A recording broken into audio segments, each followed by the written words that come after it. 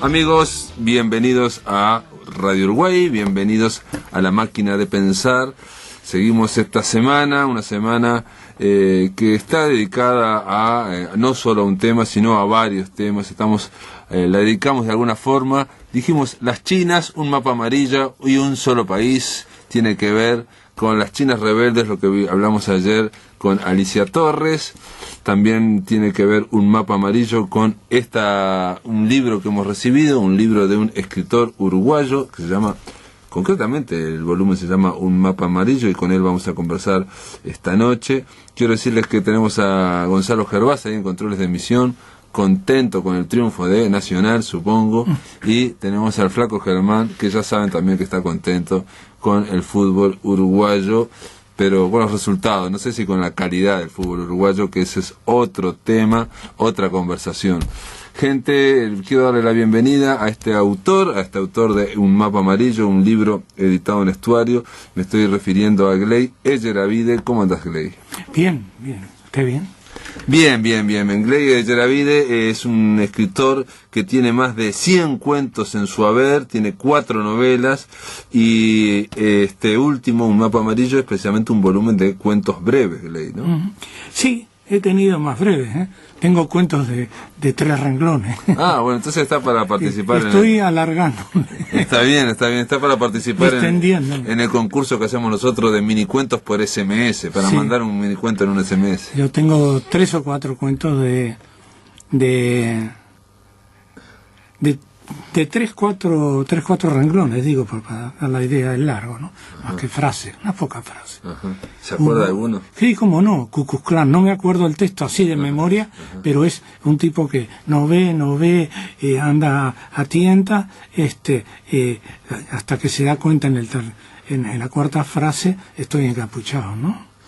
Es decir, en los de la dictadura saqué 2 o 3, el otro que es mejor, Catedral, que es una mujer, digamos que de alguna manera es con las manos de otra mujer, viola su cuerpo buscando un billete, una comunicación, pero que se transformó en otra cosa, como en una cosa, como que el cuerpo de una mujer y el cuerpo de un hombre, que es así, pero el de la mujer específicamente, es una catedral. Es decir, ella en algún momento se fue a reír de lo que le estaban haciendo y se dio cuenta que era una violación, ¿no?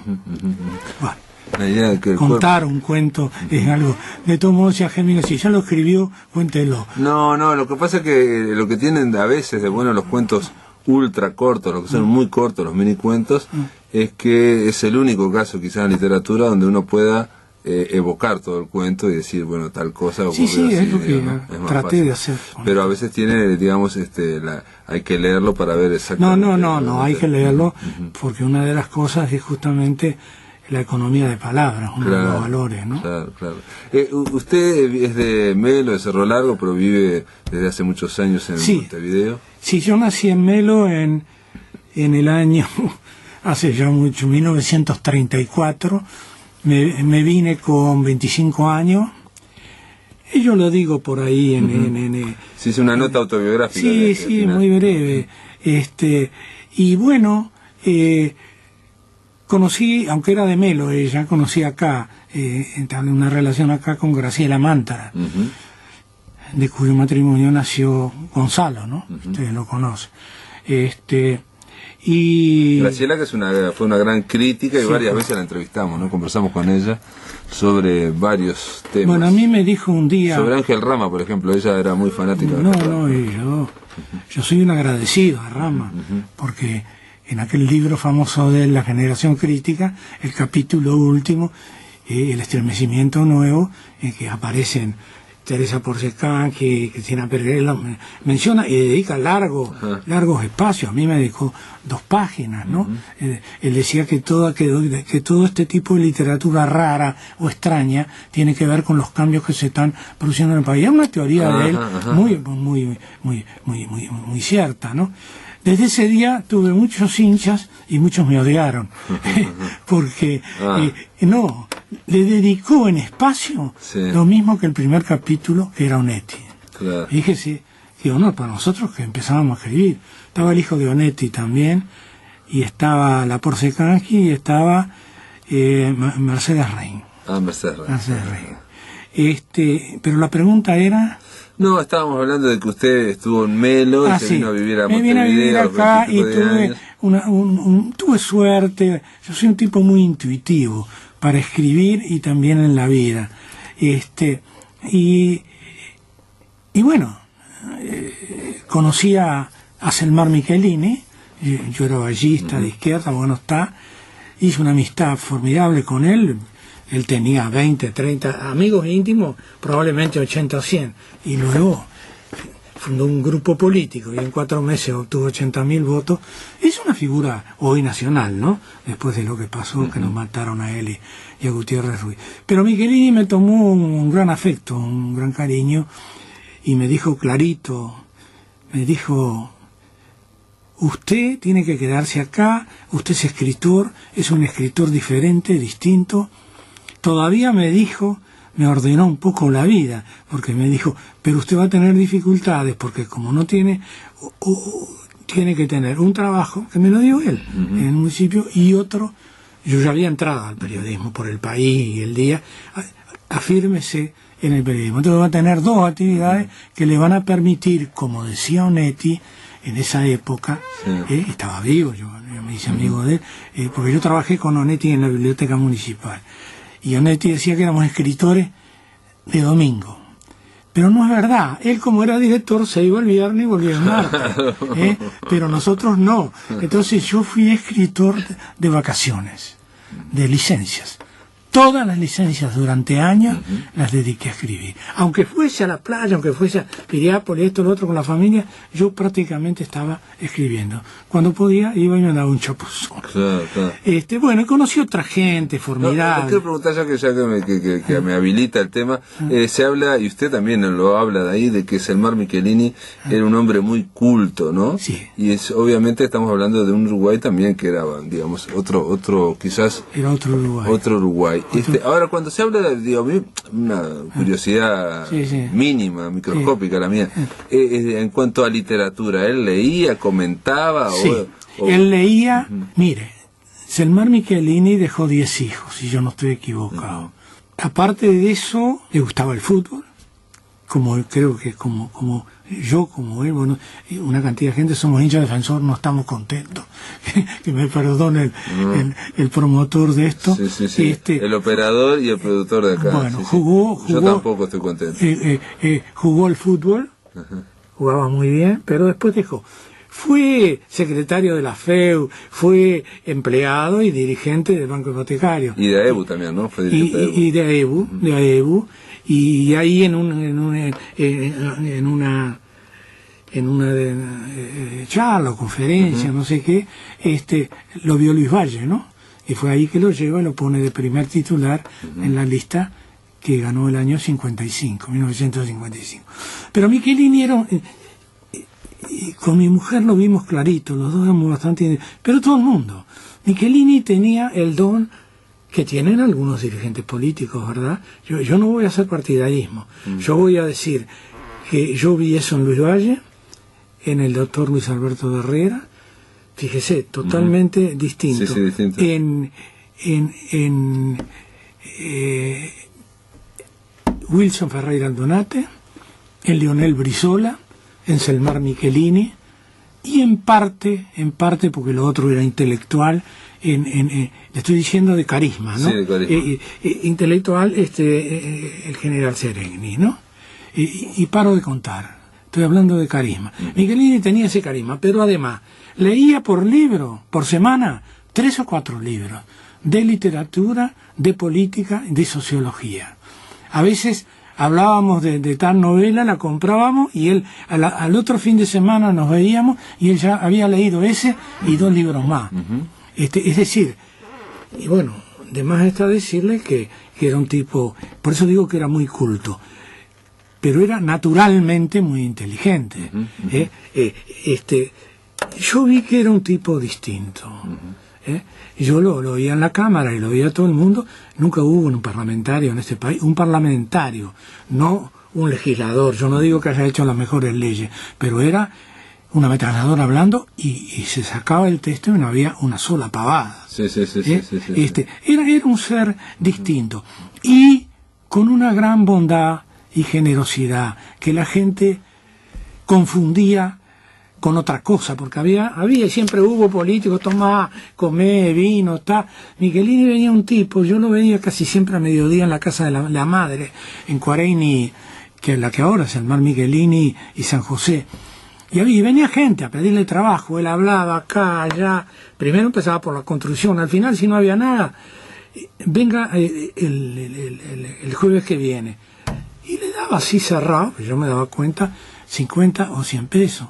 Un día me dijo, porque lo criticaba Fleita y otro más, otro legislador, y yo digo, y él me dijo, la revolución va a venir y el cambio social, pero mientras tanto la gente tiene que comer. Bueno, era un tipo excepcional. No, pero yo le preguntaba desde el punto de vista de novela, literatura. Leía todo. Pero nunca comentaron, digamos, gustos que tuviera. Porque Sí. tuvo la visión, por ejemplo, de decirle, bueno, que usted, Ley Yeravide, iba a ser un escritor, digamos, Sí. no de grandes mayorías, o que podía ser, digamos, una literatura, exacto, Sí. algo que no se parece a nada, por decir de alguna forma, ¿no? Sí, claro. Pero, por ejemplo, le doy un dato, Carlos Maggi y Manuel Ferrores Mora, escribía poesía, el hermano escribía poesía, pero él era un tipo muy, muy ilustrado. Fueron los que lo convencieron a don Luis Valle que lo trajera de Buenos Aires, porque estaba en la última, y lo pusiera de director de la Biblioteca Nacional, para escribir. A Onetti, no, municipal, de la Biblioteca Municipal, ¿no? Sí, a Onetti. Yo llegué a trabajar con él porque... ¿En el Castillito de Parque Rodó trabajó, no? No, en la central, ahí en el Palacio. En el Palacio. En el Palacio. Como director de bibliotecas municipales. Como director, pero todos sabían que Onetti, en el año 59, justo el año que yo llegué a Montevideo, yo no estaba todavía en la Intendencia, entré en el 61, pero él escribió su primera su gran novela, El astillero, de viernes a lunes, como si de viernes a martes, viviendo ahí en la calle Vázquez y Gonzalo Ramírez. Y ganó el premio Kraft con esa novela, ¿no? Le podría contar de esa época mil cosas, ¿no? Pero Michelini era un tipo enterado, él estaba al tanto de todo, él conocía desde Moravia hasta Pavese, la literatura norteamericana, los grandes, era un gran lector, y un inteligente lector además. Él era muy buen periodista, y bueno, y era un tipo brillante en la política. Pero si empezamos a hablar de Michelini pasamos 3 horas y media. No hablemos de No porque yo no quiera, si usted quiere. A mí me interesaba el tema del literario. Un mapa amarillo, Ley Yeravide, de alguna forma yo le decía fuera de micrófono que este estilo de cuentos, ¿no?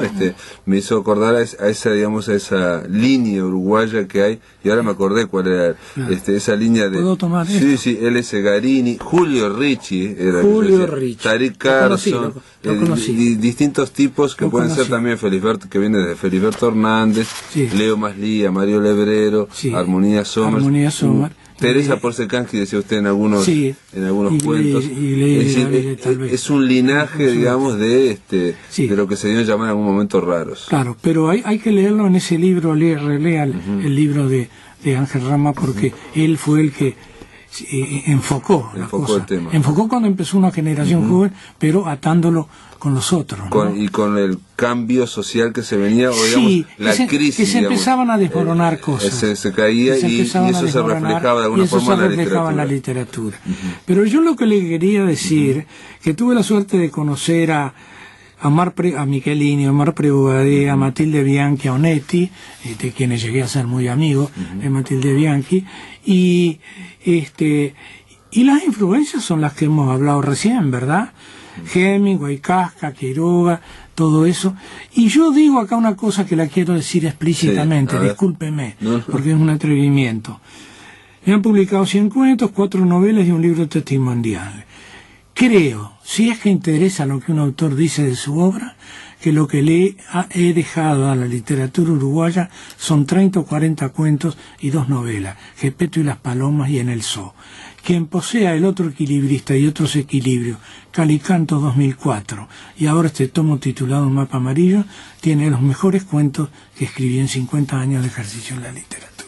Esto, no se olvide que yo trabajé casi 30 años en el periodismo. Claro, Trabajé en casi todos los diarios y semanarios de Montevideo. Le digo por la síntesis, ¿no? Claro, claro, y de alguna forma ya está incluso haciendo la reseña, para que tenga que hacer la reseña crítica. No, sí, de alguna forma lo que estoy diciendo estoy diciendo la verdad, y coincide, claro. que parece un aviso, pero no es un aviso. No es un aviso, es como digo, tiene la capacidad de distanciarse de su obra y hacer una panorámica, ¿no? Y fíjese que yo tengo 78 años. Empecé a escribir, yo digo 50 años de literatura. 1962, los primeros buenos cuentos, Enano y el otro equilibrista, hasta hoy. Pero yo empecé 10 años antes, en realidad, escribiendo malos cuentos, que yo digo ahí, que se los mostré a Rama, y me dijo, son esquemas de buenos cuentos. Son esquemas. Eso fue un tremendo impulso. Quiere decir que uno va tomando... Los cuentos del otro equilibrista, para mí están tan distantes como en cuanto a la objetividad, como si los hubiese escrito usted. Estos últimos no. No porque son de ahora. Claro. Son de ahora. Pero uno va tomando distancia de la obra. Cualquiera de los grandes maestros... ¿Y usted cuando reeditó algún cuento con esa distancia, lo ha corregido o lo mantiene igual? O sea, no, yo después que se banca como después que corregí una cosa y la entregué y hice un libro, para mí está. Ya está. Puede ser que después lea y haya hasta una falta de ortografía, pero es un problema de corrección. Sí, no, pero 20 años después, a veces con una experiencia distinta, uno dice, bueno, capaz que acá hubiera sobrado esta frase. No pudiera ser, pero yo, fíjese que si yo hago una antología de 80 cuentos, saco 35, son los mejores. Es difícil que pase eso que usted dice.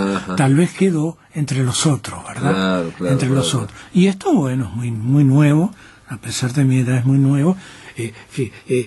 Lo que me decía el editor, si en el 2004 hiciste una antología y me venía en el 2011, comienzo del 2011, con un libro inéditos todos, los 21 cuentos, quiere decir que son cuentos frescos, claro. ¿no? Yo no he tenido tiempo de distanciarme de todos esos cuentos. Claro. Muy bien, Gley Yeravide, después de la pausa continuamos conversando y le voy a preguntar cuál fue, digamos, de sus primeros cuentos, digamos, cuál fue el maestro, de dónde apuntaba, de dónde fue que salían esos primeros cuentos. Pero esto después de la pausa, continuamos aquí en la máquina de pensar con el escritor Gley Yeravide, hablando de este libro que se llama Un mapa amarillo. En el aire de Radio Uruguay, La máquina de pensar.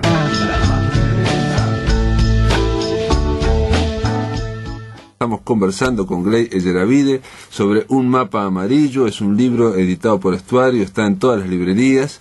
Un mapa amarillo son varios cuentos, incluso están agrupados en secciones, pero hay un cuento específico que se llama Un mapa amarillo, y usted me decía que de alguna forma es semi-autobiográfico. Aquí es un niño que va a un fondo de un pozo con su abuela, y la abuela un túnel, la abuela lo va dirigiendo, pero lo más importante no es que lo dirija en ese túnel que es de descubrimiento, sino que le anticipa lo que va a ser toda su vida a ese nieto. Claro, le muestra, hay unos pajarracos allí, evasión, crueldad y suicidio, decía que vendrían a ser como la neurosis, una cosa destructiva, ¿no? Claro. Y se te van a joder, a molestar toda la vida. Y le dice que va a ser un escritor. Claro, pero tú vas a ser un escritor. Había una cantidad de libros dispersos allí, tal como yo lo vi, lo cuento, digo, Stevenson, Walter Scott, Mark Twain, y también estaba Kafka y algún otro, y Faulkner, creo. Y entonces dice, primero lo vas a leer, y lo vas a comprar, lo vas a leer, y después vas a empezar a escribir, y un día te los publicarán. Y entonces me muestra una pila de lingotes. Jack London era el otro, que Jack London es la aventura, y el otro es Joseph Conrad. Walter Scott, Stevenson, y Stevenson, ¿no? La isla del tesoro, Stevenson. Claro. Y él me dijo, tu vida va a oscilar entre lo que vos escribas, algunas lindas muchachas, que te harán feliz o no. Bueno, tuvo un gesto amable. 4 o 5 muchachas que te van a hacer, te van a poner muy contento. Son más o menos las que he conocido en la vida, que no es tanto. Y su hijo Gonzalo Yaravide dicen en la contratapa que esta abuela es media divina, y usted me dice fuera del micrófono, no, se equivoca Gonzalo, porque era divina, no era media. Era divina, pero Gonzalo no quiso ponerlo así. Como es parfeso. Pero usted la conoció y ¿qué es tener una abuela adivina? ¿Cómo es tener una abuela adivina? Mire, la última vez que yo hablé con ella me había dicho, ella y otra muchacha, una muchacha que me leyó la mano, dice que está en mi mano, esto que estoy contando, yo era un hombre muy joven, ¿no? 20 y pocos años. Me dijeron, va a haber un accidente. No, va a haber un cambio radical, un accidente, algo que te va a cambiar la vida. Y en eso va a ser importante un avión. Eso me lo dijo mi abuela y me lo dijo esta muchacha. Y un día yo tomé un avión, cuando la dictadura, me fui a Caracas, no me adapté a Caracas, y cuando vi que estaba muy mal, incluso estaba mal psicológicamente, no me sentía desubicado. Caracas es una ciudad, debe haber sido maravillosa, porque es como San Pablo, 1200 metros de altura, sin trópico, sin el calor del trópico, y con la vegetación. Pero crecieron tanto, Caracas hoy debe andar por los 8 o 9 millones, y ni que hablar San Pablo, 27 millones, que el encanto que tenía se perdió. ¿Y por qué se cambió? Por varios miles y miles de carros, como le llaman ellos. Los autos, ¿verdad? Entonces se transforma como en un infierno, ¿no? Y eso me afectó mucho. Me hizo perder la mitad de la capacidad auditiva, y afecta mucho. Puede llegar a enloquecer. Es lo que llaman los ingleses la tortura limpia, ¿no? Y no los ingleses, lo han practicado todos, ¿no? Claro. Pero creo que fueron ellos los primeros que se dieron cuenta. Se arrasó un tipo en un 4x4 o 2x2 y le mete a todo lo que da música rock, o lo que sea, pueden ser tango, lo mismo, lo enloqueces. Y entonces eso me afectó mucho. Y en determinado momento, cuando yo decidí volver, que un íntimo amigo mío, Trobo, yo iba muy seguido a la casa, Claudio Trobo, escritor también, me dijo, Ley, vos no podés volver al Uruguay, porque yo era de izquierda, no un tipo súper notorio, pero de izquierda como era él y como eran miles. Dice, vos sos un judío de izquierda que vuelve a la Alemania del 38. Y yo dije, sí, lo sé, pero acá no sobrevivo, y allá si yo cruzo el aeropuerto, sobrevivo. Me di cuenta al tomar el avión de vuelta que la cosa que iba a cambiar mi vida era ese viaje y esos aviones. Me di cuenta. Y se acordó lo que le había dicho la abuela. Lo que me había dicho mi abuela, lo que me había dicho esta muchacha. Y hay otra predicción. Dicho sea de paso, llegué al aeropuerto, había llovido todo el verano, yo llegué en los primeros días de febrero del 77, había ido en los primeros meses del 76, en marzo del 76 tuve un año, y no había nadie en el aeropuerto, ni la policía, ni el ejército, incluso los funcionarios. Era el primer día de playa, hacía 31 grados. La empleada me dijo, sí, entre nomás. Yo no traía nada. Te imaginas que no traía absolutamente nada. O sea, una máquina de escribir. Lo otro era ropa y estaba como para meter cosas, ¿no? Pero ahí me di cuenta, al tomar el avión en Caracas, que ese avión que tenía que ver, y que el hecho que cambió mi vida fue la ida a Caracas. Se terminó mi primer matrimonio, sí, no se terminó, yo volví por Gonzalo, quería que tuviera padre, en fin, muchas cosas, pero cambió mi vida. Yo llegué al país, miré a la gente, los amigos, porque le avisé a cantidad, por la duda, por si me llevaban, y me di cuenta que el país había cambiado. El país había cambiado hace años, pero en un año que te vas y volvés, te encontrás otro país, la gente estaba más dura en la pelea para sobrevivir, una cantidad de cosas me di cuenta. Me di cuenta que era un error compensado, porque aunque yo sufrí mucho y perdí cosas, gané en experiencia. No hay paraísos terrenales. Me di cuenta de muchas cosas y mi vida cambió, porque yo tuve que empezar de vuelta. Tuve que salir a vender comestibles en los alrededores de Montevideo, y después de eso volver a repechar hasta que entré en el día, gracias a Jorge Otero. Una pregunta. Sí. ¿Usted cree, es una pregunta bastante tonta, pero nos queda al final y fue una pregunta tonta? Me habló de su abuela adivina, estuvimos hablando de que de alguna forma son percepciones, en fin, que su abuela de 10 personas en 8 acertaba, digamos, o no se equivocó, o veía, digamos, lo que sea. ¿Usted cree que puede tener algo que ver esa abuela con su literatura? No, digamos, hay dos cosas, ¿no? Lo primero, mi abuela me hizo una segunda predicción, la última vez que la vi. Ella tenía, después que había vuelto y todo, ella tenía 98 años, y murió ahí casi enseguida. Estaba un tío mío que era profesor de literatura, tal vez usted lo haya conocido, Pololo Yeravide, y estaba Gonzalo, mi hijo. Todo esto en Melo. Yo había ido a Melo a la casa de un primo. Y me dijo, qué curioso lo que te va a pasar a vos, mijo. Había estado hablando con ellos, y a mí observándome, como con una segunda lente, ¿no? ¿Qué me va a pasar? Mamá Beca, le decíamos. Mamá vieja, ¿no? Como yo de origen portugués, brasileño. Y que vas a pelechar cuando viejo. Pelechar es enriquecerse. Así que estoy esperando la segunda predicción.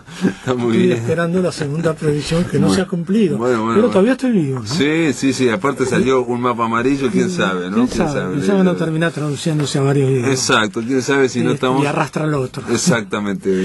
Pero tú me hiciste otra pregunta. Esa vieja es... tiene mucho que ver con mis cuentos. Porque yo elegí una vieja... después leí ese libro y los cuentos están los cuentos del viejo, los cuentos de la vieja, y ella es la que me muestra siempre cosas a veces terribles, pero me lo muestra, y es la misma vestimenta. ¿Por qué? Porque ella tuvo mucho que ver con mi niñez, y me muestra cosas que pasan en mi niñez, no que ella me provoca a mí, sino cosas que me pasaron, me las muestra. Claro, así que es un personaje muy ligado a mis cuentos, sobre todo a los cuentos de la vieja. ¿Está? Bueno, muy bien. Vamos a leer El otro equilibrista y otros equilibrios, una antología de cuentos que también nos trajo Grey Yeravide. Desgraciadamente es de Calicanto de 2004, pero un poco va a servir para complementar este mapa, un mapa amarillo que acaba de salir y que está en todas las librerías. Gracias por estar acá en La Máquina de Pensar, Grey.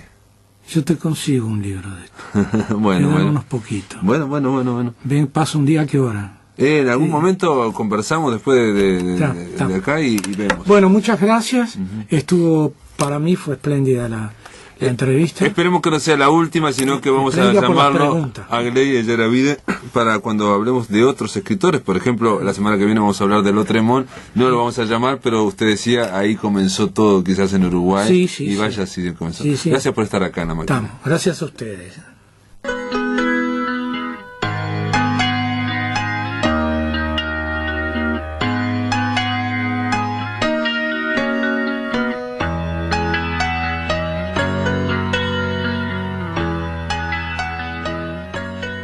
Tardes. Epigramas, epitafios, aforismos, humor y reflexión en antiguas escrituras breves. El epigrama, vamos a empezar con el epigrama como forma poética antigua, griega, ¿no? Que remite al término inscripción. Inicialmente habría sido una forma de expresión popular inscripta en monumentos y estatuas, por lo que podríamos decir nosotros que antes de derivar en esta forma consagrada que es el epigrama, fue el graffiti de la antigüedad. Y muchos de sus mejores ejemplos aparecen en la compilación de la antología griega.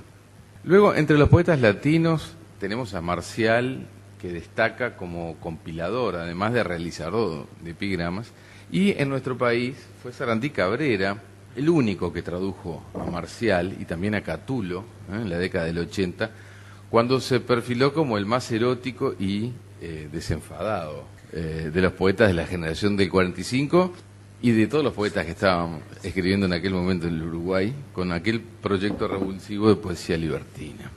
El epigrama más breve de Catulo es obra del autor, pero también de la ruina azarosa del tiempo. Consta de un solo verso sobreviviente de un texto mucho más extenso, pero que sin embargo, en ese solo verso, creo que se dice todo acerca del poder de la escritura cuando se apresta a dirigir sus dardos al interlocutor, tal y como este género del epigrama lo hace. Advierte Catulo: pero no te escaparás de mis llambos. El epigrama vuelve a ser cultivado en lengua inglesa entre los satíricos del siglo XVII, Johnson, John Donne, Jonathan Swift, en el XVIII por Alexander Pope y por William Blake, y en el XIX destacan, devolviéndolo incluso a la oralidad mediante la ocurrencia cáustica, Oscar Wilde, y en el teatro Bernard Shaw. Pero es del visionario de Kubla Khan, de Samuel Coleridge, un epigrama que reflexiona sobre la naturaleza del propio epigrama. ¿Qué es un epigrama? Un enano perfecto, un cuerpo breve y un alma mordaz. Boileau, neoclásico, lo ve como una fórmula paradójica en la que el ingenio de la palabra brilla asociado al juego fónico.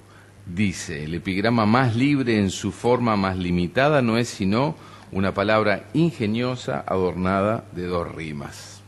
Un epigrama latino, metadiscursivo, prefiere el camino de la analogía y da cuenta de esa paradoja que implica herir dulcemente con escasas palabras. Dice: todo epigrama se parece a una abeja, tiene su aguijón, su miel y su cuerpo exiguo. Y una versión española de este texto latino apela a 4 octosílabos con rima consonante para proponerse ya como normativa epigramática. Dice: a la abeja semejante, para que cause placer, el epigrama ha de ser pequeño, dulce y punzante. Ya consagrado, se convierte en un poema con interlocutor, en un dardo personalizado que hace estragos y deleita en el campo de la batalla amorosa. Allí tienen lugar las voces de los personajes a modo de comedia. Por ejemplo, entre los griegos: ¿acaso están teñidos tus cabellos, Quiquila? No, los compras muy negros en el mercado. En la poesía uruguaya, Carlos Flores Mora lo cultiva en Poemas del Tiempo y del Lice. Poemas del Tiempo y del Lice, del año 52. Dice: así es la vida, Lice, pasa apenas se demora y ya se ha ido. Tono elegíaco, sereno, elocuente, da cuenta de 2 tópicos antiguos interrelacionados: la esquiva belleza de la mujer en este caso y el tiempo fugitivo. Así dice Flores Mora en ese poemario a Lice: oh inmarcesible Lice, ¿acaso te olvidara si yo no fuese sombra que pasara? Y este poeta, un poeta fino, conocedor de la tradición y muy poco recordado en el Uruguay, lamentablemente, retornó en el año 83 con un segundo libro que se llamó Solo para una luz. El tiempo había pasado para ambos interlocutores del poema y que habla, y esta vez no era Lice sino Marvis, a quien se dirige en esta amarga despedida. Nada menos que tú ya no eres nada. ¿Acaso un resplandor sobre mis ojos cuando el viento sacude los aromos? En la invectiva política, el epigrama es un arma terrible. Fue un arma temible porque la palabra escrita hacía perdurar aquella crítica ofensiva a largo plazo. Catulo es pionero en enfrentar a la figura política, en enfrentar a César nada menos, marcando el terreno del debate como un lugar de prestigio autónomo y hasta opuesto al del gran poder político. No me preocupa demasiado, César, querer agradarte, ni saber si hoy eres blanco o negro. El poeta y sacerdote nicaragüense Cardenal, Ernesto Cardenal, reciente premio Reina Sofía, fue traductor de los epigramas latinos, él mismo un ejemplo señero de una poética en la que el despecho amoroso y la sátira política y social se reúnen en epigramas de una síntesis impecable. Antes de la Revolución Sandinista del 79, de la cual Cardenal participó en el derrocamiento del dictador Anastasio Somoza de Baile, a quien apodaban Tachito por ser el hijo de Tacho Somoza, el padre, Cardenal escribió un epigrama cuya síntesis nosotros celebramos desde que comprendimos el alcance que podía tener leer aquel textito bajo la tiranía de Somoza en Nicaragua, mientras nosotros estábamos aún sometidos al poder militar en nuestro propio país. El epigrama amoroso político solo dice esto: a tú despiadada, más cruel que Tachito.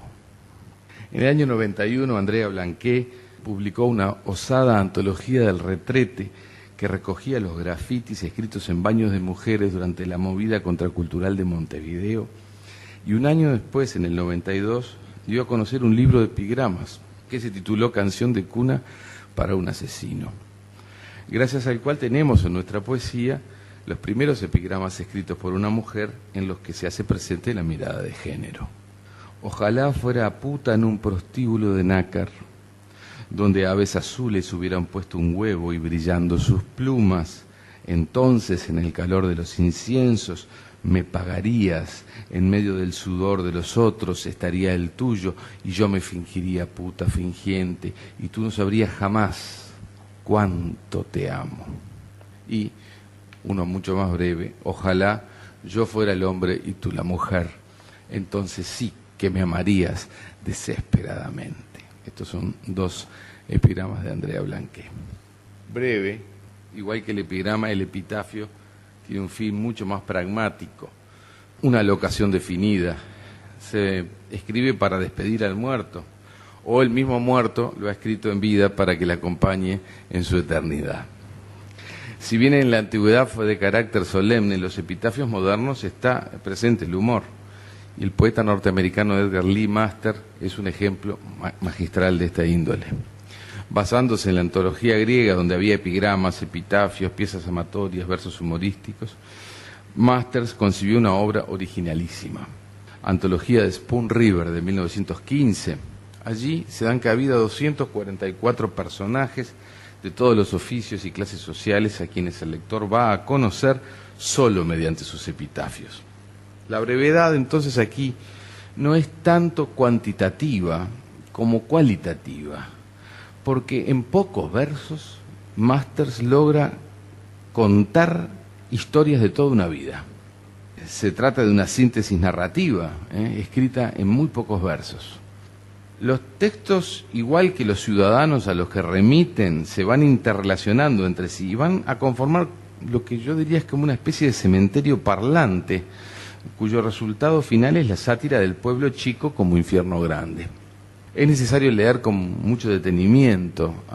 La ironía de Masters es sutil y, dada en dosis muy pequeñas, el lector encontrará las claves para comprender el alma de estos personajes. Leo solamente uno, que se llama Julia Miller. Reñimos esa mañana porque él tenía 65 y yo 30. Y estaba nerviosa, a la espera del niño cuyo nacimiento temía. Pensaba en la última carta que me escribió aquella joven alma enajenada cuya traición encubrí, casándome con el viejo. Después tomé la morfina y me senté a leer. A través de las tinieblas que descendieron sobre mis ojos, todavía veo la vacilante luz de estas palabras. Y Jesús le habló: en verdad, te digo que hoy estarás conmigo en el paraíso.